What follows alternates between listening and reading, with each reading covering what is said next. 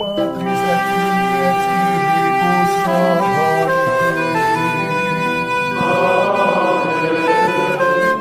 Dominus vobiscum.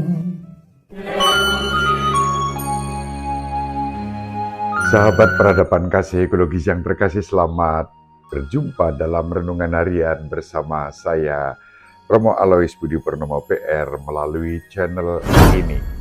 Semoga panjenengan selalu sehat, tetap semangat tanpa sambat, dan selalu bahagia, kebahagiaan yang bersumber dari Tuhan Allah kita. Mari kita awali perjumpaan kita dengan bersatu di dalam doa. Allah Bapa yang Maha Pengasih dan Penyayang, Engkau telah menyatakan kerajaan-Mu dalam diri Yesus Kristus Putra-Mu yang mengasihi kami dan menebus kami dari segala kelemahan dan dosa.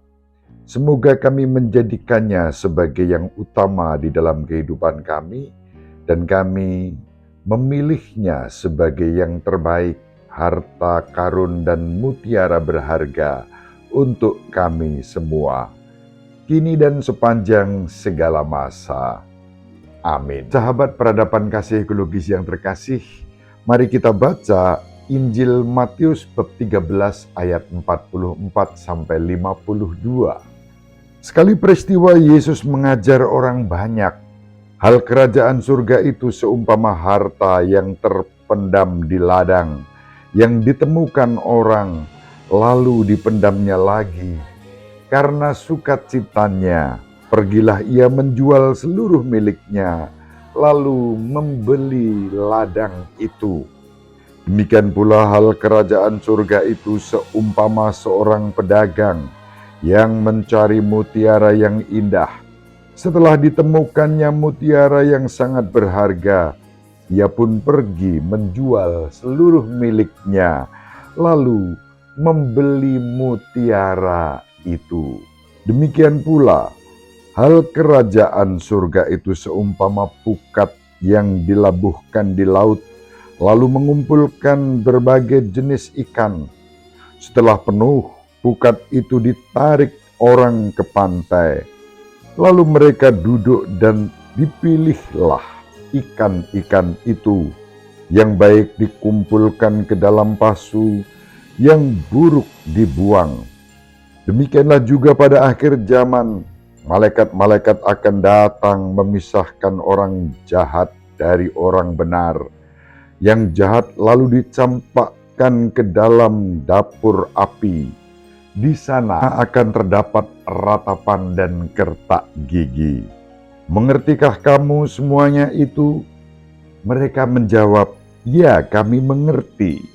Maka bersabdalah Yesus kepada mereka, karena itu setiap ahli Taurat yang menerima pelajaran hal kerajaan surga seumpama tuan rumah yang mengeluarkan harta yang baru dan yang lama dari perbendaharaannya. Demikianlah sabda Tuhan. Terpujilah Kristus. Sahabat peradaban kasih ekologis yang terkasih, Injil pada hari ini mewartakan kepada kita gambaran tentang kerajaan surga yang disampaikan oleh Yesus kepada para pendengarnya, juga kepada kita. Jika kita jujur, kita semua harus sering merenungkan surga yang dianugerahkan kepada kita, yang dijanjikan oleh Yesus untuk kita semua. Surga adalah rumah Tritunggal, Bunda Maria, para kudus, dan kita semua yang mendapatkan janji untuk mendapatkannya. Tentu itu salah satu gambaran. Surga juga bisa dimengerti sebagai suasana sukacita dan kebahagiaan dalam kerukunan dan persaudaraan di antara semua orang. Surga menjadi cita-cita siapapun juga. Kendatipun diwarnai dengan misteri, Surga sama nyatanya dengan realitas kehidupan kita sehari-hari yang sudah terjadi dalam kehidupan kita saat ini, yang kemudian diabadikan dalam kehidupan kekal. Surga dapat dikenal di sini dan saat ini, dan kita alami bukan dalam totalitasnya saat kita hidup, tetapi saat-saat kita mengalami penghiburan rohani. Dalam kehidupan itulah kita mengalami kehidupan surgawi. Yesus ingin kita tahu tentang surga dan bisa menggunakan banyak kata yang berbeda untuk menjelaskannya kepada kita semua. Tetapi mari kita lihat perumpamaan yang dipilih oleh Yesus dan dipergunakan untuk menyatakan surga kepada kita pada hari ini. Disebutkan surga itu seperti harta karun, surga itu seperti mutiara, surga itu seperti pukat. Surga itu sebagai rumah yang ditandai terus-menerus dengan pembaharuan. Itu gambaran-gambaran surga yang diwartakan kepada kita pada hari ini. Dalam bacaan yang singkat disebutkan dua unsur penting. Surga laksana harta terpendam, surga laksana mutiara.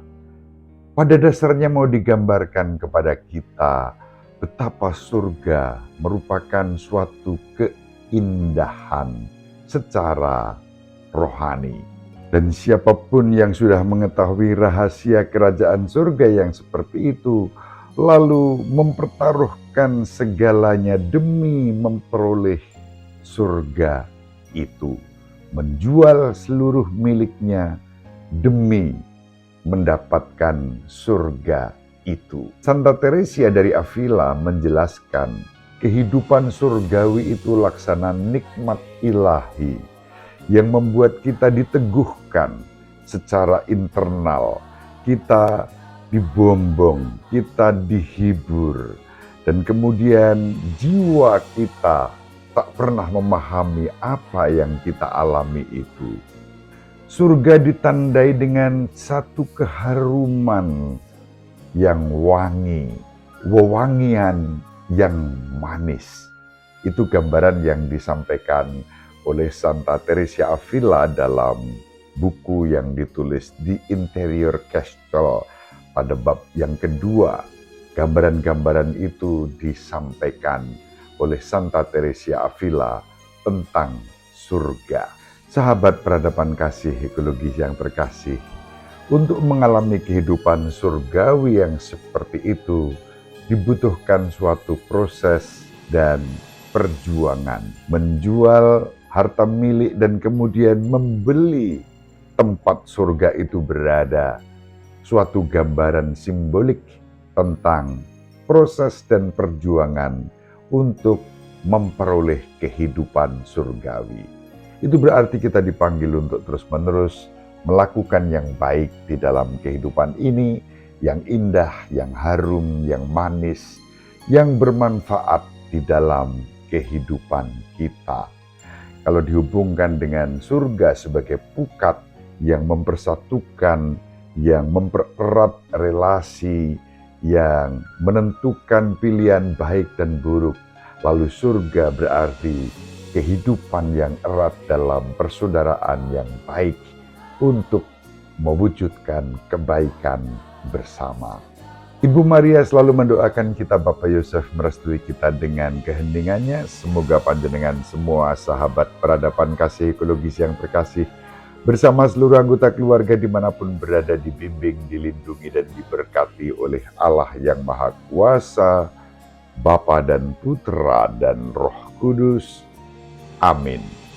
Terima kasih, salam sehat, tetap semangat tanpa sambat.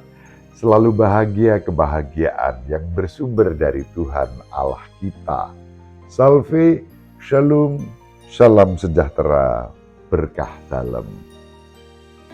Sahabat peradaban kasih yang terkasih, sampai jumpa pada episode berikutnya. Terima kasih atas kebersamaan kita. Salam peradaban kasih ekologis. Berkah dalam